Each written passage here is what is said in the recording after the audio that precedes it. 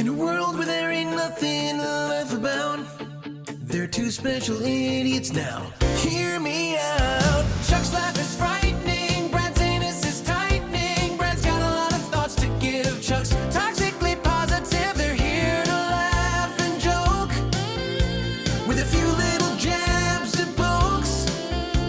Escape from your terrible life. You're a loser and an asshole and you're filled with strife. Funbearable. They're just trying to make you smile. Funbearable. Even though you're pathetic and you're ugly and vile, they're just trying to bring some joy to your day. Even though your family wishes you would go away. Funbearable. Funbearable.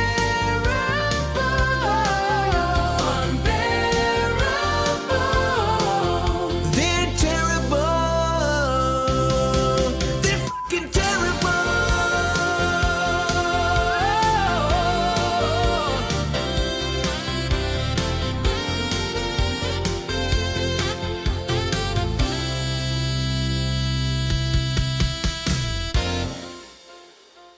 All right, when was the last time you got scammed? Oh, boy. Give me your schemes and your scams. I want to know them all. So I was the victim of a scam? If you were part of a scam. I'll say I fell for a phishing email the day after my 40th birthday. Ooh, I'm like, that's I'm an old indicator. now. I'm That's an old. indicator. You know, it was an email from like my boss's boss's boss's boss about like RSVP here for a picnic. And I'm like, I'm in. RSVP. Boss's boss's boss. So it's your great grand boss. Yes. Yes. And I was in. I was so excited for this picnic. And then Teddy they're bear like, picnic? yeah, I think so. I think they were serving like teddy bears. Teddy bears weren't the food being served. They were the ones doing the serving. Yeah, I remember. Yeah. Ugh. It You was ever a think mess. about how the porridge in the story, like why is it ready? They're not home. Can I? You know what I'm talking about? All right. Well, Goldilocks? yeah. All right. So The porridge is good. can I tell you what mom blogs think? Oh, okay. They're like, here's what happened. The mom made porridge for all three. The dad ate his porridge and wanted more. Then the mom wanted to make sure the baby was okay. So the mom's porridge was cold. Oh, it's like Because moms are the biggest martyrs in the world. take that, moms. Yeah.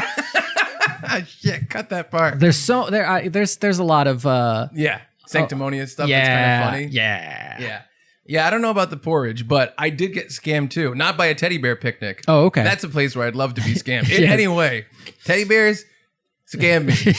Have your way with me, teddy bears. Yeah. No, I'm an idiot. Let's just say maybe I should pay more attention to my bank accounts. First of all, Yes. put that out there. I'm with you. I'm going through my bank account one day. I have a savings account, and it has roughly 1/16 of what I expect it to have. Okay. It's pretty small. Yeah. Well, I should say this though. Like, I don't know how much should be in it because I will add money to my savings. I'll move it to a different savings account that gets more interest. Very boring financial bullshit. Right. But I had the savings account, and every week I try to put a certain amount in it. I'm adding the amounts. One day I log into it, and I actually open it. Someone has been skimming between $103 and $211 from my savings account. And there was a curly blonde hair on the screen. Yep, I don't get it. Goldilocks. Oh yeah. Stop it! You're being a teddy bear. It's a 90-second later callback. And you're like, I've never heard of such a thing. Golden locks. Yes. So between $103 and $211 Okay. since like July, and we're recording this right now In November. in November. Yep. Sometimes multiple times per day, and it eventually ended up being like it was eventually $7,100 Wow. with those increments at a time. Yeah. And so I was like looking at them. I'm like, what the hell is going on here? It's Citizens Bank. They gave it all back to me like immediately. Good. Shout out to Citizens Bank. But I was really shocked, and they're trying to help me solve it. And I'm still trying to figure out how it was possible because I don't use my savings account for anything. Right. All I do is have it and add money from my checking account. Right. So how did they get access to this and specifically my checking account? It's not like they got my routing number and my Right. checking number. Right. Where did this come from? That's a great question. So I'm on the hunt. Detective is right in. Yep. Funbearablepod@gmail.com. Help me figure out the skims and the scams because they were skimming during this scam. It was Yes. a scheme as well. Yeah. Must have been. The old skim scam scheme. It was the old skim scam.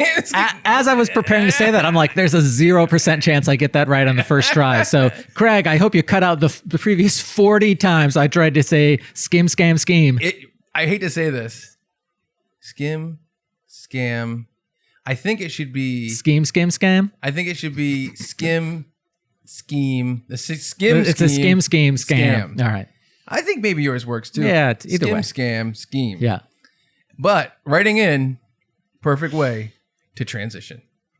Hello and welcome to another episode of Funbearable. I'm Brad Rohr. I'm Chuck, the schemer, scammer, skimmer.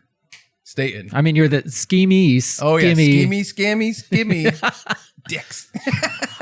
Thank you all so much for joining us this week. If you haven't already, please give us a rating, give us a like, give us a follow, give us a subscribe. Yes. Please rate us everywhere. Yeah. Comment. Boy, oh boy, do we need it. Yeah. Well, it's great because we're slowly growing. Our YouTube numbers are up, which is great. Our actual like audio numbers are way up, which is really cool. But we're trying to spread this thing. We're kind of in a new spot. We're getting like an evolution of Funbearable, as we've previously said. Yes. And so, if you can share the clips, subscribe, comment, all that stuff helps a lot. Sign up for the Patreon. It's a donation Patreon, $2.50 a month. And you get a back catalog of the Chuck and Brad podcast. There are already 390 episodes up. It's a lot of episodes. Also, I haven't talked to Chuck about this. I have an idea for a secret little video project just for our little Patreons. Yeah. So we're going to do some fun stuff on our Patreon, patreon.com/funbearablepod. Like I said, it's mostly the back catalog of the podcast that came up to this one, the Chuck and Brad podcast. Yes. 390 episodes up, new reposted episode every single week. We're going to do a Zoom hang once a month. It's going to be a lot of fun. Yep. Starts at $2.50. Right. So if you want to sign up, do it. Yes, please. The reason I thought it was a good transition was because we told people to write in about the Skim Scam scheme. And we're doing a MAIL SAC episode, man. Yes. We're going to reach deep into our MAIL SACs and pull out some juicy, stinky testicle emails. What kind of emails? Testicles. All right. Do I need to, I mean, now that we're in the evolved Funbearable, we don't need to do like a chant to start this MAIL SAC. So I was trying to think of a new one. Yep. And I was thinking, what is the way you actually open a sack? Think about it, like a burlap sack. Like you gingerly unlace it. Hammer. What? Crack. No. Yeah, you've gotta crack that sack. Yeah. Hammers, nails, burlap sacks, men opening sacks with hammers. Come on, Craig, do it. Figure it out a way. Maybe we'll make a gift together. Craig, film yourself. This email is from Chad W. It's from May of 2025. Hello, not bad. Fun Boys. That's us. On episode number 147, Embrace the Noid, you talked about watching the show beyond belief as a youth and having a remembrance of a few segments. I also watched this show as a kid, then later as an adult with coworkers at lunch on the cable channel Chiller. Also difficult to say. One of you mentioned in one of the Beyond Belief segments how fictional the story seemed only for it to be fact. It has come to light that a number of the factual stories came from one author and his books about real occurrences that he either witnessed or were told about. There isn't any fact-checking going on in these books. Wow. Just what he says occurred. This is like Mormonism. Yes. Right? Because this was pre-internet, this was obviously harder for people watching to debunk, and the TV show took their liberties with it. Wow. Regardless, I loved the show because it's like candy, very easy to watch while keeping you involved without much brain power. If you're wanting something similar in podcast form, last year I found the podcast Beyond Belief. The hosts go through each of the 45 episodes and make their guesses on fact or fiction, and, as a nice twist, each episode they play against flipping a coin to see if they can beat pure chance. Wow. It's a fun idea. That is a fun idea. It's fun and hair-pulling to see if you can beat a coin while using reason on the stories in the show. I recommend it. Just like the TV show, you can tune in and out easily, and by the start of each new episode, have zero memory what the stories were from the previous one. Keep it up. I also really liked the episode with Cam, the Narragansett rep. We'll be looking for Narragansett here in St. Louis. Signed, St. Louis Chad. Wow, St. Louis Chad. I can't believe a Saint. SLC Punk. Yes. Interesting. Not really sure it's the same. No, I don't think so. It's a different location. Might be. Yeah, it could be the same. Matthew Lillard. Coming Coming back in Scream 5. I definitely remember a Beyond Belief episode where they're like, yeah, the little boy complained about monsters in the closet, monsters in the closet, monsters in the closet. The dad did nothing, and then the kid disappeared from his bedroom one night. Window was still up. Yeah, never to be found again. And I'm like, well, that's obviously fiction. And it was presented as fact. And I'm like, wow, monsters are real. I hate to say this. I'm going to admit something. Yep. Feel free to poke my testicle under the table.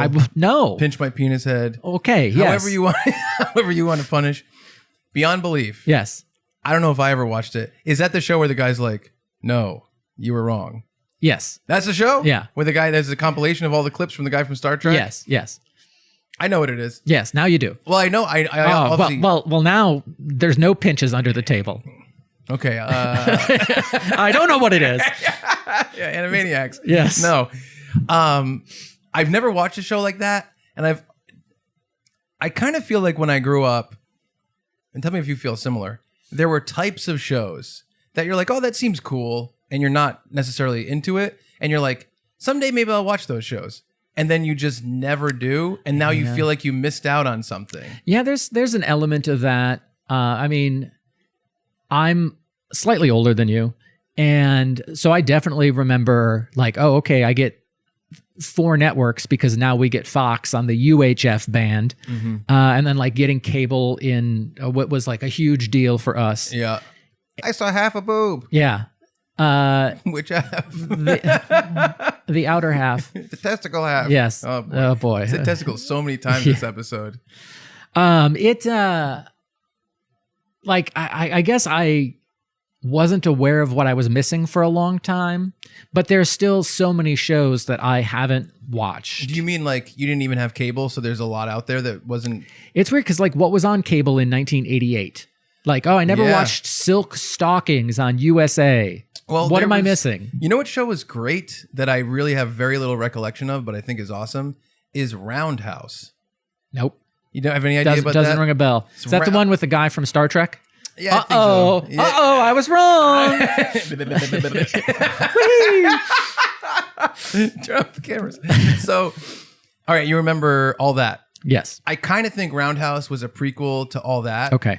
And it was set up, this is what I remember. So if I'm wrong, Craig, don't you tell me, but I might be wrong.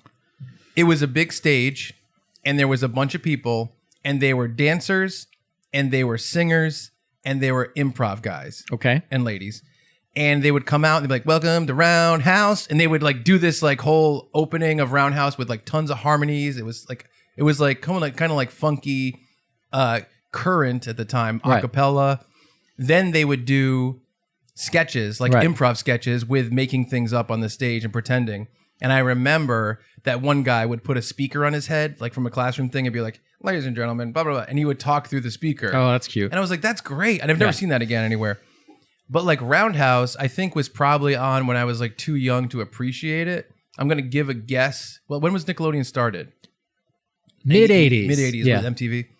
I'm going to guess 89 to 91 is my guess for Roundhouse. I'll look it up as you go to the next email. And like, that's an example of a show where I'm like, I want to watch that. Buzzkill. Nope. You don't remember Buzzkill? No. Do you remember a guy with a gigantic phone walking around in public being like, I can't hear you? And people like looking at him like a precursor to Jackass? Like vaguely? That was another like MTV prank show. So there's all these shows that I'm like, oh, that's cool. I'll have to check it out. That's cool. I'll have to check it out. Even Beavis and Butthead. Yeah. Like I saw a couple episodes. I didn't have cable at the time. Yeah. And I think my parents didn't want me to watch Beavis and Butthead originally. I mean, I'll say our parents didn't want us to watch it either, but Brent and I were home from school and they were still at work. So we watched Beavis and Butthead. Yeah, plus you had to figure out how to make your haircuts. Yes. And it was, I've watched the Christmas Beavis and Butthead. Yep. It's a wonderful, I don't know what it is. It's wonderful Yeah. something. I love that. I love Beavis and Butthead Do America. That's great. Never really watched Beavis and Butthead, the Yeah. TV show, that much. And there's like, King of the Hill is one of those big ones where people Yeah. are like, King of the Hill is like genius, right? Yeah. And I'm like, I thought it was like Texas Simpsons, but not as cartoonish. Right. But I guess it's great. So there was a lot of stuff, including shows like that. Yeah. Where it was like, it's going to be fact or fiction. Or isn't there another true crime one that people love? Unsolved Mysteries. Unsolved Mysteries. Never watched that. It was never appointment viewing. X-Files. Brent, my brother, watched X-Files, and so if I was in the room, I'd watch it with him. But it wasn't something I Seeked out. sought out. Sought out. Yep. Wait a minute. Seek and sought? English is a weird gotta be language. kidding me. English is like the 33rd weirdest language. Give me the seek conjugations. Sure. I seek, you seek. We all seek for ice cream. Take that, you piece of shit. I will seek, I sought. No, it's not. There's no K's or E's. There's not. Okay, whatever. Seeked. Look that up as you're looking Sneaked up is a buzzkill. word.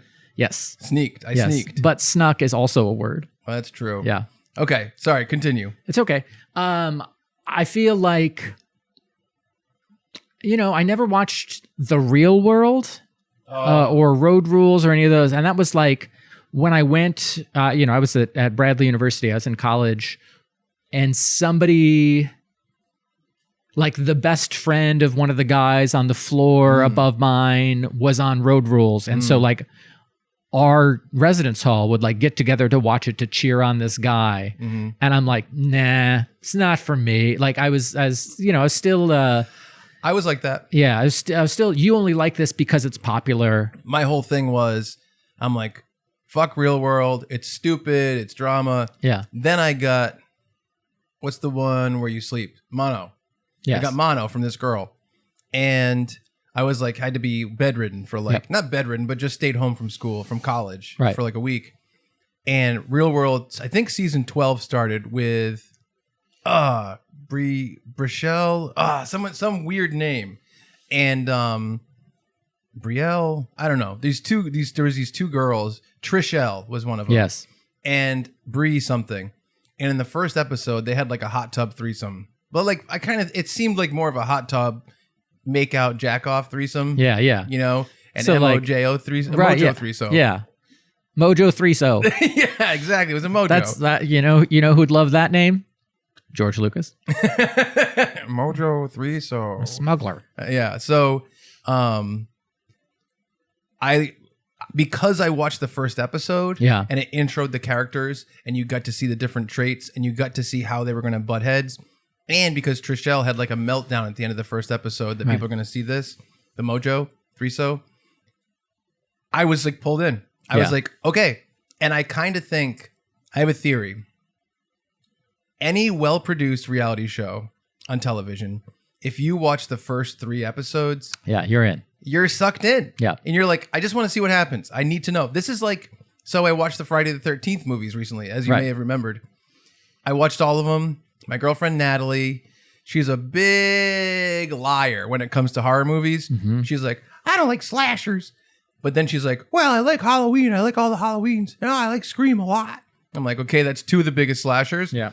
Then we started watching Friday the 13th, and she watched like maybe 1 and 2 or something. Yeah. And it was more of like, I was like, let's watch them for the ambiance. It was when the sweet, what is it? Sour sweet winds. Yeah.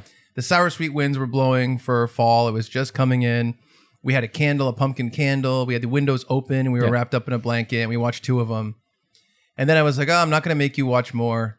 And then I'm like, me and Jordan was there in New York, and we're like, we're going to watch a couple. And she's like, I want to watch them because we were outside. We were making s'mores on the deck.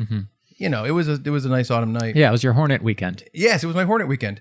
Then after she watched those first 4, I kept being like, I'm going to find time to watch this. And she's like, well, can you wait for me? Yeah. And I'm like, what are you talking about? And she's like, I need to know what happens to Jason. And so she watched, there's one she skipped, which I think was Jason Goes to Man. No, I don't know which one it was. but she watched all of them with me, 11 of the 12, and she's watched all the Halloweens, Yep. and now we've watched all the Screams together. Yeah. So, first of all, she likes slashers. I don't care what she ever says.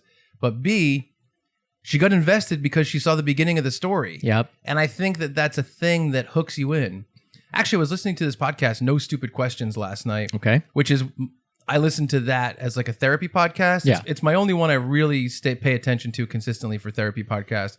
It's great. It's Angela Duckworth, Stephen Governor, two therapists. And they talked about what's more important, a first impression or a last impression. Ooh.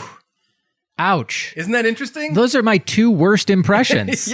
Yeah. You do a pretty shitty Robert De Niro. Yes. I couldn't think of a funny person. Yeah, it's all right. Yeah, it sucks. I was hoping to do like Jojo Siwa. Just come up with something like that. Christopher Walken. I do a terrible Christopher Walken. You do a terrible everything. Yeah. One time Brad tried to do a Mike Tyson impression. Came out sounded like Woody Allen. And he did it, and I'm like, Woody Allen? And you're like, you're a piece of shit. He bit my ear off. Then I got it. Yes.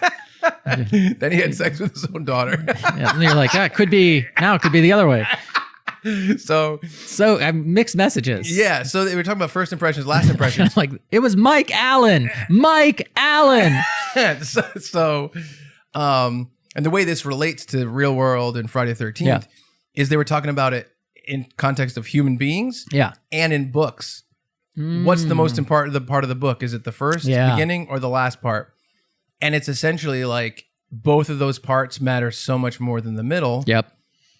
So that's how you get pulled in. And we're, in terms of reality television and all this stuff, I think if you and I had been at the forefront of whatever show, we got there minute one, the first episode, the first couple episodes, we would have been sucked in. But it's a little bit tougher when the train is rolling and it's like, do you want to get on the train? And it's like, well, if I was still at the station, I would jump on the train. But getting in the middle, it's like you got to ride the horse. Yeah. You're throwing those colored logs into the fire. They're blowing. You got to save Clara. This is all Back to the Future 3, right? You guys get that? I was thinking it was Fast and Furious 6. Ooh. Oh my God. I got to talk to you about Fast and Furious. Do you? Sorry for the tangent. I know you didn't expect it. Yes. So here's the deal. We all know our buddy Sean Hogarty. Yes. Does everyone know that person? He was on the podcast Fan Men. I'm not sure if he stepped back completely, but he was on that podcast with our buddies DJ and Chris. Yep. Great guys. Check out Fan Men. Great podcast.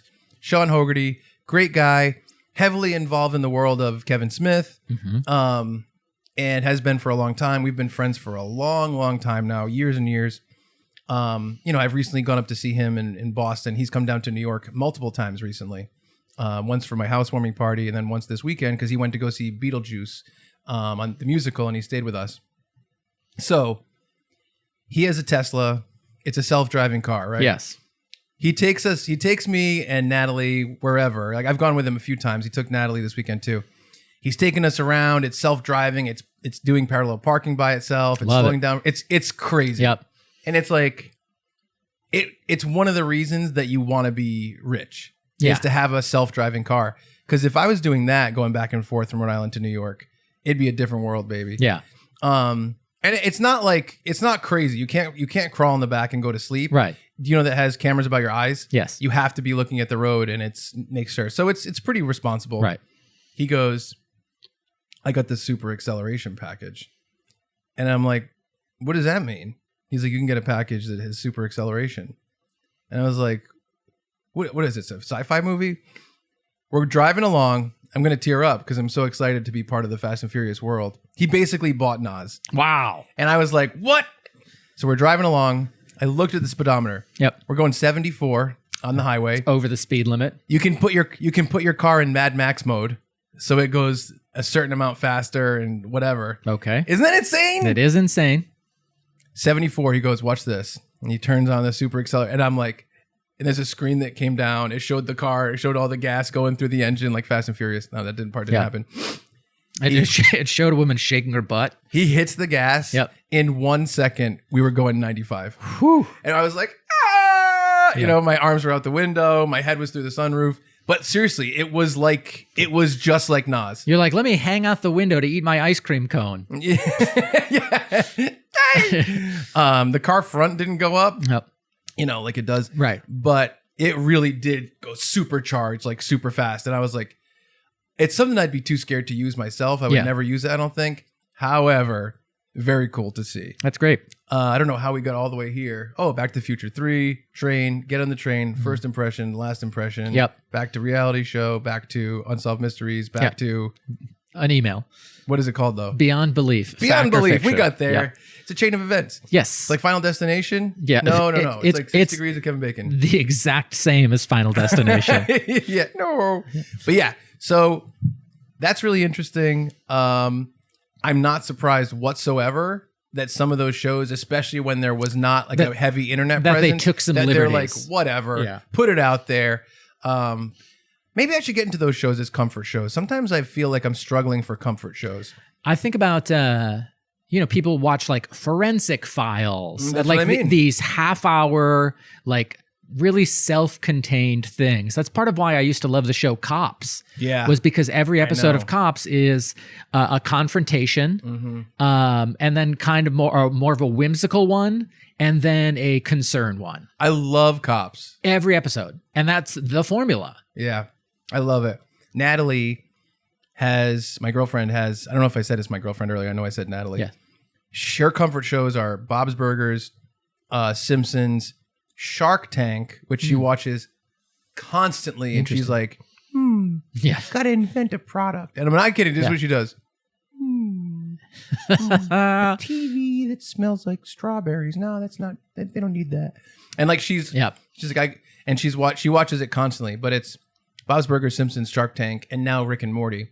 And Rick and Morty has been cool because it's more of a current show for me. Yeah. So I've watched every episode like once. I think I did rewatch some of season 1, 2, and 3. Yeah. But from 4 to 7 or 8, which is out now, I've only watched them once. So she's going through and I'm like, oh man, like you forget about it. Yeah. You're like, oh, this joke is so good. I didn't remember that at all. And it's kind of cool. But for me, sometimes I'm cleaning at my house and I want to put on something in the background. And I'm like, what do I want to put on? And I struggle with it. Yeah. So maybe I should put on one of these early 90s, late 80s, like kind of shows. Yeah. And I mean, Cops is a good one. I love when Cops is on in the background. Yeah. I don't know if I've watched 100 episodes of Cop or 3 Cops. I can tell you my favorite Cops segment. Yes. Heartbreaking was this portly older gentleman was arrested in a prostitution sting. And he said, they were booking him and he's like, I have to go pick up my wife. I dropped her off at Walmart. And I felt I like to feel this pathos for this woman whose husband is being arrested on the TV show for prostitution. Like, broke my heart. Yeah, that's a tough one. Yeah. No, I should get into Cops, and I love the idea of these shows, Unsolved Mysteries and Beyond Belief, Beyond Fact Belief. or Fiction. I'll put them on. Yeah. I mean, it's not quite October anymore, but the autumn can be spooky. I'll say Christmas to me can be a spooky time because you think about Three Ghosts, Ebenezer Scrooge. That's how it was traditionally, right? Yeah. It was looked at as a spook time. Yep. All right, well, maybe I'll think about that. Perhaps. Let's go to the next email. What did I want to look up? I wanted to look up a fact. Was it Buzzkill? When was Roundhouse or Buzzkill on? One of those? Ooh, let me see. Maybe it was that. Go ahead. What's the next email? You let me know. Boy crimes. This is from Jeremy. It's from July 2nd. Good morning, gentlemen. That's us. Last year, around this time, I wrote to you guys about how Brad eating over 100 hot dogs was amateurish, as I had realized that I was probably eating at least twice as many hot dogs in a year. Wow. After I wrote the email, I decided that I was going to cut back on my own consumption. As Brad had mentioned, he was also cutting back as well. I decided I was going to challenge myself and have no hot dogs for an entire year. Gentlemen, I am proud to say that I completed this challenge yesterday. I went a full year without any hot dogs. I'm still hot dog free year 1, day 2, but I'm sure I will finally have one soon. Wow. Keep up the great work on the pod, and thanks for the motivation. Jeremy in Ottawa. Wow. And I said, very excited to hear about your iron will. Enjoy your first dog back. And he said, thanks. Did you give him a chip? No, because I knew he was going to lose it. Yeah. It's your 1 year HDA. sober from hot dogs, Chip. I can't believe that we somehow, in our loving, happy, joyous, celebratory way, Yep. shamed someone out of eating hot dogs anymore. For an entire year. For a year. Yeah, you shamed me into cutting down, Wow. but to cut him out for a year, it's tough. Are you envious of this guy? A little bit, yeah. I figured A you little would be. bit. Well, I think about, I've cut out McDonald's from my life. Yeah. Virtually, even though I'm like, ooh, it would be so much more convenient, but I don't need it. I know. It's so- hard. But yeah, funny, it's weird to think about, like, this is a comedy podcast, and I think we had a positive impact on someone's physical health. Yeah, I think we did. Bizarre. We've had a lot of positive impacts, I think. Yeah, but on physical health. We've had some negative impacts on physical health. Oh yeah. So this equals. Well, no. Yeah, it really does. The balance sheet's still very much in the red. We have the golden idol Yep. and the bag of sand. Yep. And this is the golden idol, but our bag of sand, you couldn't put on No, the thing. no. That boulder's coming at us. Indy can't lift it. Yep.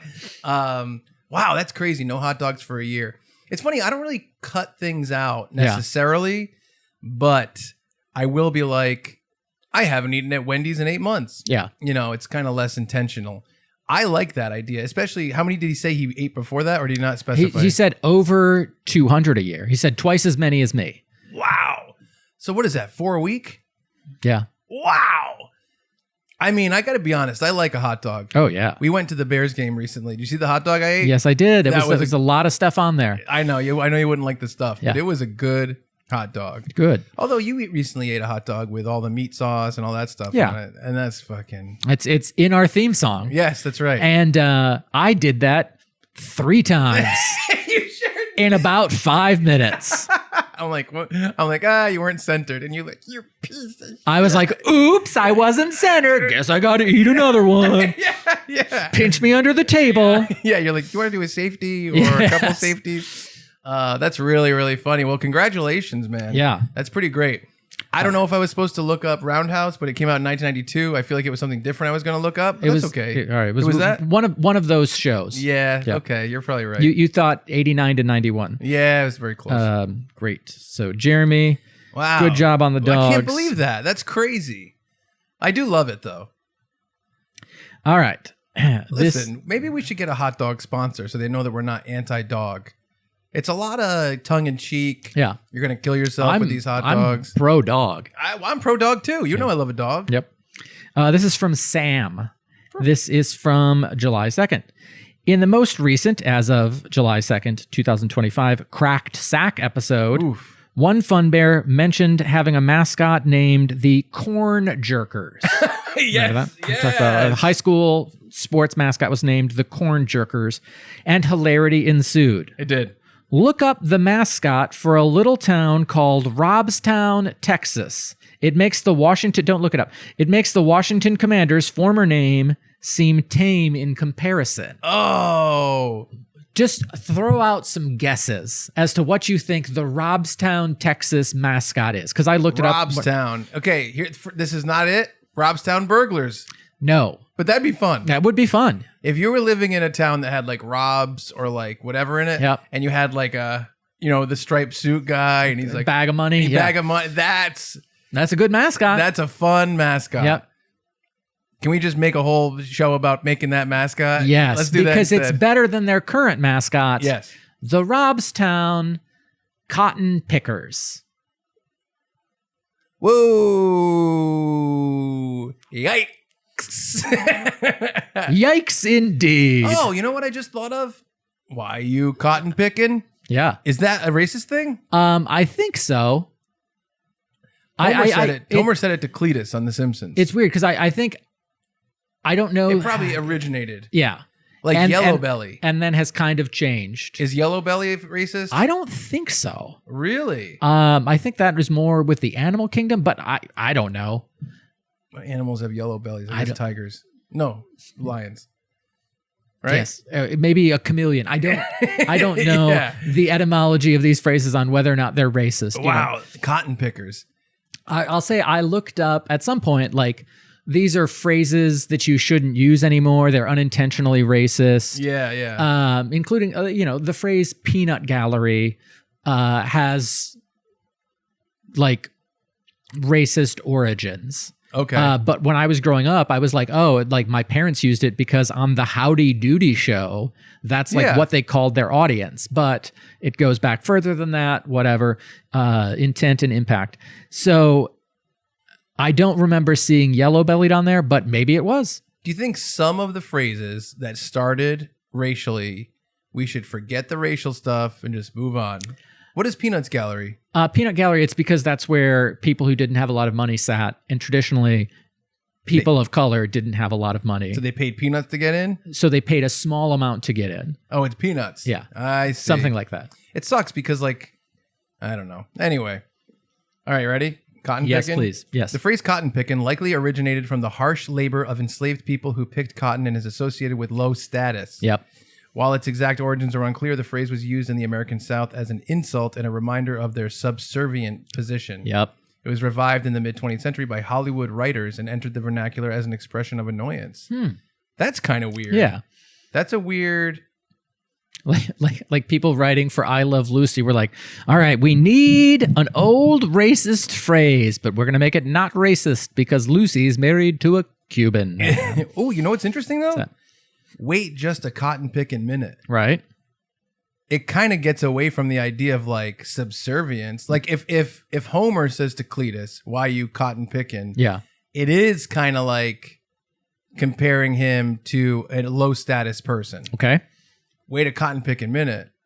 Little different. I think I'm still going to avoid it. You said it out in the car when I was like, I got this new coffee. It was a pumpkin cold brew. Yeah. You said, I said wait just a pumpkin picking minute. I misunderstood. That's how you show that someone is basic. You racist. I'm racist against basic people. That's so funny. You just sit outside of Starbucks and you see if the people get PSLs. You pumpkin picking. Yep. That's hilarious. Yes, thank you, Sam, for letting us know there is a terrible mascot out there. I don't know if there's pressure to change it. It's in Texas. Probably not. Probably not. I went to an apple orchard this fall. How was that? I picked apples. How'd it go? It was raining, which sucked because Natalie made this big plan for us. Honestly, you know my feelings about things. You embrace the suck. Yes. And you're like, whatever. Like, it rains. Who cares? We're going to have fun anyway. And then you're in that mode and it's fine. Right. We were going eggplant picking, right? You know what I'm talking about? Yes. They're big and black and bulbous. Yes. They had, so this farm was gigantic. Right. It had 1 billion, name a vegetable. Carrot. Had it. Wow. Oh boy. Kale. I don't know. I only have k sounds. Oh, I see. No, I don't know. They had a ton of vegetables. Cabbage. So, okay. They probably had cabbage. So they were like, let's go around. First of all, this fucking hayride. I could have taken my own life. The hayride back, because they're like, we have 207 acres. I'm like, that's great. And then I get the hayride and I'm like, oh no. Honestly, I don't know. I recognize vaguely how big an acre is. Yeah. But It's big. But if you were like, oh, the house is on an acre or a half acre, just looking at where the house is, just know I do not know the difference. I think between it's worse. 1 acre and 10 acres. I don't know. I think it's worse when it's 500 acres. Yes. You're like, is that the world? Yeah. Is that the United States of Right. America? But it was this really, every year Brad and I usually end up at some kind of farm. Yes. Recently it's been Frericks Farm in Warren, which is not super busy. It's very comfortable. And Oh, yeah. Nice. The hayride is very fun and we're just joking around. But we've gone to those farms that are super busy and you have to wait for things and there's a ton of people checking out. This was like that times 100. Ugh. And it was great. And I got apple donuts that were fresh. I do like that. They packaged them. Yep. But they packaged them there as they made them. So you pick up the plastic package and the package is warm. Ooh. Now that was a good pick. Yep. So anyway, apple I donut gave them picking- the credit card that was connected to my savings account. Yeah. No. So what happened was we went out, we got apples, Gala apples, the best apple. You have a favorite apple? Honeycrisp. Really? Did I send you, like, there was a huge article about how the Honeycrisp apple started out like, it's the best, and then it was overproduced, and, most of the apples in America. The history of the Honeycrisp apple, surprisingly interesting, and like why they don't taste as good now as they used to. Next fall, Yep. we'll do A blind more you taste know test. of the history of apples. Great. Like in all different apples because of the apple orchard picking. I'm in. Maybe we could do it from an orchard. That would be bizarre. I'm less in. That would be really. And we're dressed as scarecrows. Okay, well, now I'm back in. Yeah. So we're going around, we're picking apples. I'm tossing them. I'm Johnny Appleseed. I'm eating Yeah. them. I'm dropping some apple seed. They're like, we don't need this. There's already so many apples. We're Yeah. blind. And so I got a pot in my head, like pudding head. So we get back on the hayride. It brings us around. We go to get the eggplants. The eggplants are like this big. Like they're gigantic. I've never seen any Like eggplants. the width of you for people who are just width listening. of me, Yeah. and so let's say the length of my shoulder to shoulder, Okay. and then the circumference of like a volleyball. Wow, those are girthy aubergines. It was crazy. So we're like looking, we're stepping over them. You know what I mean? We're dodging them as they grow out of the ground. They're almost like those things that swing and wipe out. Oh, okay. Remember that Yeah, thing? yeah. And you have to get Of course, through yeah. them. It was tough. So I was like, we got to find a manageable eggplant. Yeah. So we eventually found one manageable eggplant. It was probably 2 times the size of a grocery store one. Wow. Which is the smallest one we could possibly find. Yeah. Natalie made eggplant parm and it was great. for a month. Exactly. Yeah. Why did we start talking about apples? You went to an orchard. Oh, cotton picking. Yep. Apple picking. Yep. Pumpkin picking. PSL. Yeah. Okay. So that's my story. All right. We were just talking about. We had great eggplant I farm. like cotton picking. So can we change it to apple picking or pumpkin picking? Yeah, I think so. I think pumpkin picking means your basic is great. A couple weeks ago we had we talked about the need for Funbearable slang. So That's true. The Funbearable Fruit Bowl. Yep. We have a couple of them. Yeah. I'd love to make the Funbearable Encyclopedia. I'd love to make it. So years ago I was Yeah. like, I should make a wiki Yeah.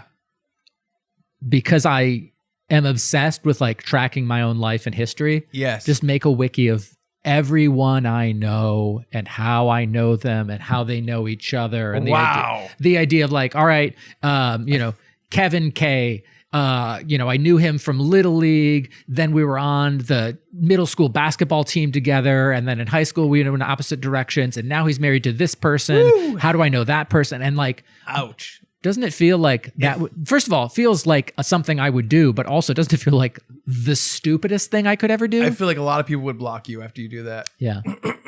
Yeah. I mean, if you were doing the wiki for like the Chuck and Brad podcast, our Yeah. old podcast, that would make more sense to me Right. in terms well, of guests. I'll say this. Just think about it. It was pre Chuck and Brad podcast it was okay, like wow. 2006 that I was Wow. like, I wonder if I should do that just because, Wow. I'm like, I'm sure there are people that I had first grade with that I haven't thought about in years. Wow, man. And that feels weird. I just don't want people to feel like I've forgotten them Yeah, I like with a couple exceptions. one of my my main editor, the guy that works for me, Kyle Ballagarin. Yep. Great guy. Handsome. Very helpful, handsome-ish. He's got one of those brains that's like somewhat broken. Yeah. Like you, like Yeah. me. And he's like, I love, like, he basically is an archival guy. He's like, let's archive this, let's archive that. Yep. Just like our buddy Stephen Griss, who also has edited for me and is just like a good friend of ours. Yep. You might remember him from when we went up to Toronto to see Less Than I Jake. don't remember it at all. I mean the listeners. Oh, okay. I know you do. Nope. Anyway, Kyle was like, he's like, Kyle was talking about archiving. Stephen Griss was like, I'm going to get 1080p letterboxed episodes of every Seinfeld Yes. episode because they're not available. Right. And it's that kind of thing. And Kyle was like, yeah, archiving gives you kind of a hobby. It gives you control over something. It takes your focus off things. And I'm like, that's why I make spreadsheets. And I make spreadsheets of like the dumbest things ever. Yes, you do. I'll make like, here's all the video games I've beaten. Here's all the 4-player beat 'em ups I want to do. Yep. And here's all the VHS tapes I own, the laser discs, vinyl, cassettes, 8 tracks. I do that. And I was thinking about this for the patrons, for the Patreon people. And I want to make it clear to people who don't go on Patreon, totally cool. We're not going to be doing a ton of Patreon exclusive stuff, like episodes right now. I mean, if it grows really big, who knows? Yeah. but I do want to do one Patreon exclusive Funbearable episode. And I want to go through the insane Marvel beat 'em up that I created. Sure. It is the craziest thing I've ever worked on. It really is. In terms of hours and thought. It would be cool. It would be. And it's essentially me creating this game for current consoles. Yep. And the DLC schedules of all these movies that are, it's crazy. Yes. It's just nuts. Even the people on Patreon will be like, I don't know if I can get through this thing, but I do want to. Even your co-host is going to be like, I don't know if I can get through this thing. But that level of categorizing and separating things and making sure that it's all organized, there's something freeing about it. Yeah. But when it comes to human beings, I think it gets a little bit strange. It sure does. That's what I think it is. It sure does. Yeah. So I never did it. I didn't make a Wikipedia. But every once in a while, one of those names from my past, flitters into my brain, and I'm like, oh yeah, I wonder what that person's up to. You know what would be kind of fun though? If there was a Bradipedia, Yeah. and it was about stories, Yeah. and it was about things that happened to you, Right. because it's about you. Yeah. That's kind of fun. Yeah. Maybe I mean, that's the Chuck and Brad podcast. That's what I was just thinking. I think Funbearable. about, I have my Brad weddings spreadsheet of the 50 plus weddings I've been to, or like Yeah. what I've done on holidays and things like that. But it's less, the story, the collected stories of like, oh, the time that my friends stole a nitrous container from the trunk of a woman's car. Stuck it on your car, and you had the super accelerator. Yeah, well, super accelerator for me goes from 15 to 25. Yeah, in 30 minutes. Yes. Ah! It's just me screaming for 30 minutes. It's white knuckles. I was thinking of a cop watching you go by slowly. I'm going to get to that stop sign. That's great. Thank you Yes. for the question. That was great. Yes. Fun stuff. Another one from Chad. Same guy? Yes, SLC. Wow. Hello, fun boys. Hello. This is called 155 Pinches. Ooh. It's from episode 155. Yeah. Here to back Brad again. Thank you, No, thank you. Chad. I don't like A it. couple years ago, on St. Patrick's Day, my wife asked me why I wasn't wearing green, to which, as an adult, I shrugged. She then said, "You don't want to get pinched." Oh, man. And I had a legitimate flashback to elementary school and the feeling of dread when one year I forgot to wear green. Like Brad, I also grew up in the Midwest, and getting pinched by teachers was real. Oh, my God. Teachers. Much like you talked about, kids would pick up on it too and pinch too hard. It extended outside of your own class teacher, and you would get pinched by practically any adult in the school. Go to the hospital.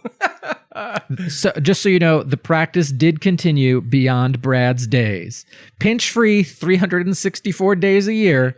St. Louis Chad. Oh, that's funny. First of this all, guy's funny. You should get some more pinches in your life. SLC is making me gig. You're a married man. You can get pinched. Yeah, you get a sexual pinch in there. Well, I mean, it could be a platonic pinch from your soulmate. Yeah, I guess so. Yeah. Man, the St. Patrick's pinch is real.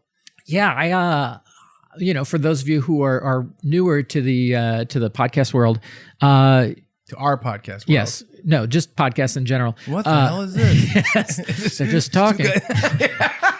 When I was growing up in Indiana, if we didn't wear green, especially to school on St. Patrick's Day, the teachers would pinch us, and we learned that it's like to protect you from leprechauns, or their leprechaun bites, or some weird Leprechaun bites. Yeah, some weird superstition. Oh, that'd be cool. Yeah. What do you think? Hear me out. I'd rather not. If we bring back the St. Patrick's pinch, right? And we're Right. talking bring it back. Like, yeah, like really punished. yeah. But we get some little doll teeth, like a little doll, like up and down, like Yep, a jaw. yep. And we put that between our thumb and our thing. And it's So that they get leprechaun tiny pinch. tooth marks. Ooh, and I could draw little eyes. Yep. And then we could paste a little green hat on top of your wrist. I'm down for you to do that. Yeah, you better wear green. I will. I'm going to find a way to pinch you anyway. I'm sure you will. If you're wearing a shirt, I'd throw mud all over you. It's still green. Yeah. I'd love for you to wear green and me to try to find a way around it Yeah. to make it logical for me to pinch you. I would just hide. Wow, I never got pinched by the St. Patrick's Day pinch. Yeah, it seemed like it was more Midwestern than anything, but I don't know if it extends to the West Coast. You hadn't heard of it here in New England. Ray No. hadn't heard of it up in Maine. Yeah. But it I don't like it at all. I mean, I also, when I started elementary school, the principal could still like give you a swat, like give you a spanking. And I think that continued, like, I think that ended when I was in first grade. I did something wrong. Yeah. Well, it's weird. You know, I was and still am such a rule meister that I never got to that extent. Like I was told to stand against the wall during recess one day because we were playing with Matchbox cars. I was in first grade, and like my friend did it, and it like went in a puddle, and we were supposed to stay away from the puddles. And so they're like, "You two stand against the wall," and I bawled. I cried so much. Really? Because first of all, I wasn't the one near the puddle. I was the one that caused the car to go in the puddle. So I'm getting punished for my friend's behavior. But also, I just didn't like getting in trouble. Yeah. And wept. To the point where, like, somebody had to go and find my brother to like come over and tell me to shut up. Yeah. Taken away in an ambulance. Yeah. Like, he's not only can he not breathe, he's dehydrated from too many tears. Yeah. And strap him down. Like, oh, what happened? Like some traumatic thing? Like, did somebody pass away? Nope. He had to stand against the wall for 3.5 minutes. It's funny because I don't know if we talked that much about Rule Meister on the Funbearable show. I am a rule meister. I like rules. So we talked a long time ago. We talked about, well, Brad and I must have had some sort of discussion about how I should do something or I shouldn't do something. I know what it was. We were in the parking garage of the Providence Place Mall. Yeah. And, there was a sign that said, do not enter, don't go this way. And you needed a parking space. And so you turned down the wrong way in the row. And I was like, and you're like, shut up, you rule meister. And everyone in the car seized on it. Like I was a wounded gazelle.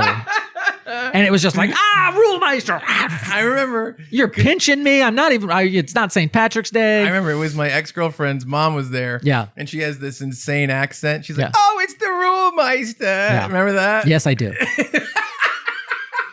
Yes, I do. That's in my Bradipedia. Remember I kept saying we were on a double date? Yes. She had a set did. of, I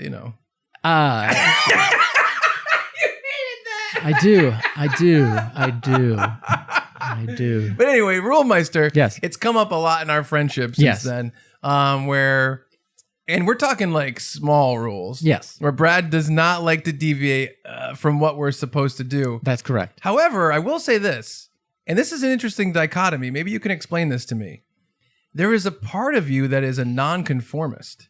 How so? You don't like the St. Patrick's Day pinch thing. I don't. You're like, I shouldn't be forced to wear green. No. Right? Yep. Isn't that anti-Rule Meister? Maybe. Rule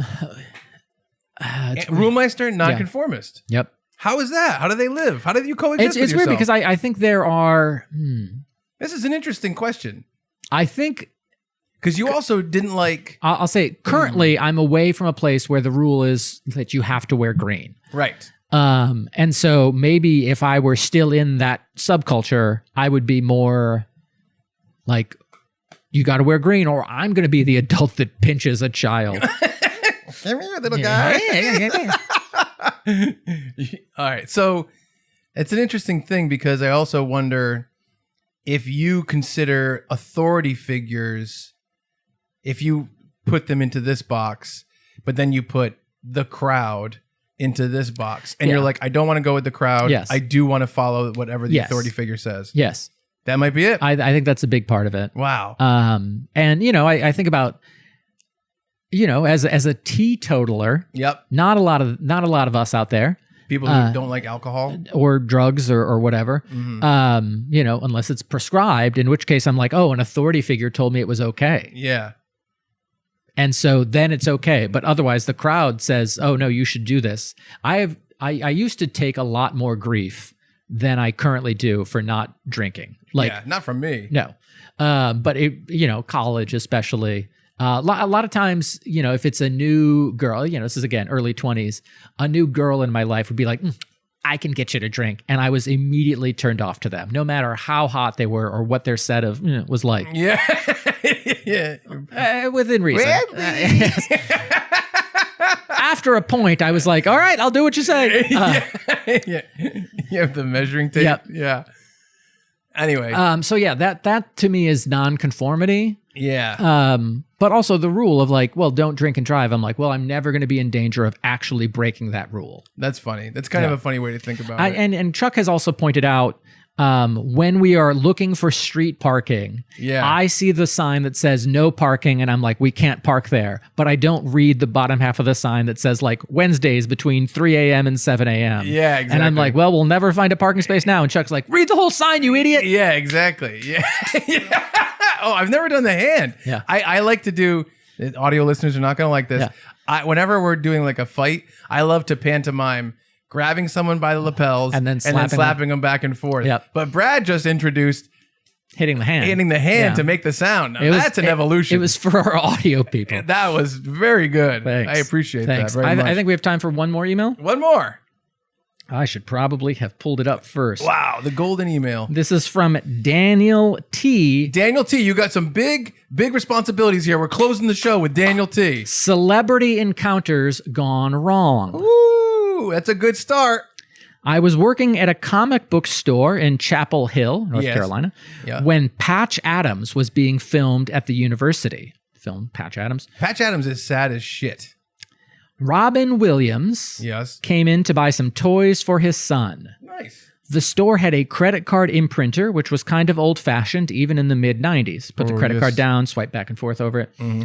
As I was checking him out, I said something like, I know a couple of people who've bragged about getting your autograph, but now I can say I got your autograph and your credit card number. He chuckled politely. Yeah, that's fine. That's a nice little thing. Bonus story, also around the mid to late 90s, I'd gone to Manhattan to visit a friend. 4 of us were in McSorley's late afternoon on a Monday or Tuesday, and the place was DEAD. We were the only customers. Matt Dillon walked in with a couple of people, stared at us and our table for about 5 seconds, then turned around and walked out. Matt Dillon. Yeah. Matt Dillon, first of all, he's pretty damn good. Yeah. He was in Something About Mary and Wild Things. Yes. But he hates Daniel T. No, I know. On sight. No, I'm bringing it up just because, thank you, Daniel T. I like that little Patch Adams story. I'm bringing it up because, like, what happened to Matt Dillon? I don't know. He seemed like he should be a big guy. Was he a cannibal or was that just Army Hammer? Oh, maybe he was a cannibal. Yeah, I get it. I guess that's the reason that male celebrities get canceled. I'm a cannibal apologist. Right. As you know. Yes. Wow. Yeah, you know what's funny? I don't like encounters with celebrities. I know. Famously. You know that I don't like them.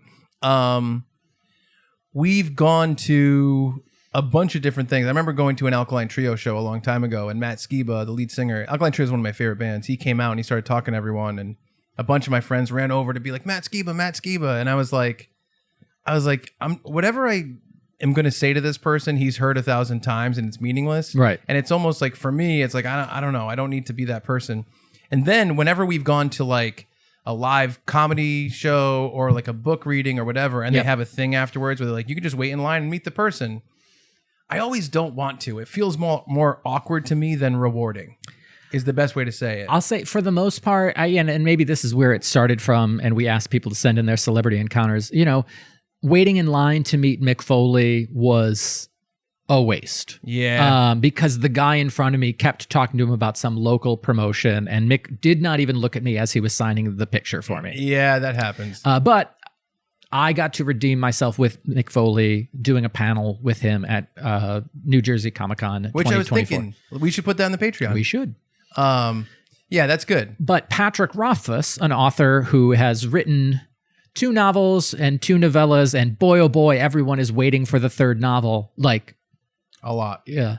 Like waiting for a long time. Yes. Yeah. And like everyone's angry. Yeah. Got to meet him at a book signing and got to like make him chuckle where I'm like, oh, could you sign this to the funniest person I know? And he's like, well, how should I? And he put like to the funniest person whose book I'm signing. I'm like, I'll take it. Yeah. He told a great story about when he was in college. He had 2 guinea pigs. Yeah.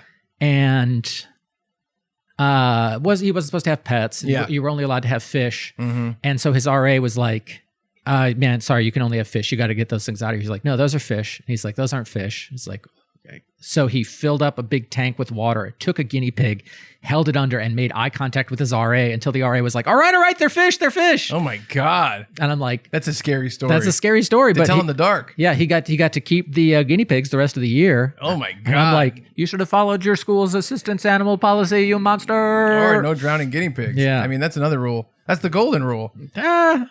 By the way, Matt Dillon's been in a bunch of stuff. Yeah, I'm sure he has. I don't know. I just haven't seen him around. Yeah, no, neither It's been have a I. long time. He seems great. I was going to say this. I didn't plan on talking about this in the podcast really because it's not super eventful, but I think I'll throw it out there. Nirvana the band, the show, is one of my favorite shows ever. Yes. Comedy TV show. It was on Vice Canada, not super well known, and they just made Nirvana the band, the show, the movie. Right. They did a screening at the IFC in New York, so my girlfriend and I went, and we knew it was going to be a live Q&A afterwards with Matt and Jay. Yes. Matt Johnson and Jay McCarroll, Right. who are the main characters. Matt directs it. Jay does all the music. And like I said, one of my favorite shows of all time. I love these guys. They really feel like they're an inspiration of making independent projects. Right. Movie was awesome. They did a Q&A. It was great. I had a great time. Really fun night. Then afterwards, they were outside signing posters. And I'm like, well, I certainly want a poster because they made this really, really kooky independent movie and they're touring it. Yeah. And I want to be like, oh, I went to one of these tour dates, but they were also signing. And I'm like, all right, they're signing, you know, I'm like, all right, I would like them to sign it too. That's Right. cool. But I'd almost rather have them sign them all and just get one. Yeah. And be like, I was there. They signed it right there when I went to this thing. Yep. That's enough. But you had to wait in line and you kind of had to talk to them. Yeah. So I was like, what the fuck am I going to say to Matt and Jay? Right. And I went up to there and I said, hey man, I love the movie. And they're like, thanks. I'm like, huge fan of the show. One of my favorite shows of all time. And they're like, oh, that's awesome. And I said, I told my girlfriend on the way here, I don't think I've been this excited for a movie since Avengers Endgame. Yeah. And they seem to really enjoy that Yeah. little comment. And I Right. was like, that's the way to do it. Yeah. You got one sentence that no one else is going to say that tickles the person that you're going to meet. Right. And then you skedaddle. Yep. And I will say too, I think there's a lot of people out there who basically, when they're in the world of creativity, you know, you're trying to get yourself to this certain level. You want to be perceived as a person who's succeeding. Yep. And I think those people end up falling away from being fans of things, Right. whether it's music or comedy or film or whatever. And I've made a point to myself that I don't want to be one of those people Right. who doesn't go to concerts and comedy shows and film screenings and stuff like that because like I should be on stage or I Yeah. should be the center of attention. All the things that inspired you to be that, Right. you should stay a fan of. Yeah, I compromise because I do want to be the center of attention. So I go and I'm a heckler. yeah. Get off the stage. Yeah. Where's Brad? We all love Brad, Where's right? Brad? Bring out Brad. Yeah, exactly.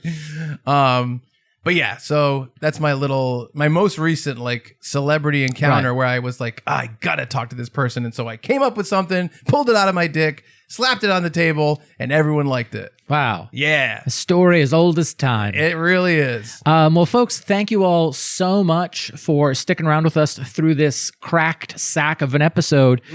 We appreciate it. If you want to send us an email, something we can discuss in a future Mail Sack episode, funbearablepod@gmail.com. Always happy to hear from all y'all. Yeah. And yeah, we have some to catch up on. Some people have sent us boy crimes emails. Yeah, we're gonna save them for now. We're gonna for a Boy we're Crimes gonna save episode. them for when we have a guest judge with us. Yeah. Yeah, we really appreciate it. Again, please give us a like, review, share, comment, anything to help spread the word for the podcast. Please. If you haven't joined the Patreon, consider it. Yeah. Check out funbearablepod.com also for the merch link. Yeah. And we're working on some new designs Yeah. coming soon, Yeah. probably. Yeah. That's all we've got for Chuck Staten. I'm Brad Rohr saying thank you so much. And we're sorry for being Funbearable. You know, I meant Buscemi too. Yeah, I remember. That was bad. Yeah, you called him Buscemi. I called him. It was really. I called him Steve Spaghetti. It was a real hitting and swinging and miss. Wow. You know what I mean? I mean, we all have those. Remember that time you met Robert De Niro? Yeah. What did you call him? I did my impression. Hey, what did you say though? What did you I was call like, me? hey, it's me, Robert Spaghetti. You also called him spaghetti. You know what? Yeah. You're never gonna believe this. Guess who I met? Carrot Top. Adolf Hitler. Oh, okay. Funbearable.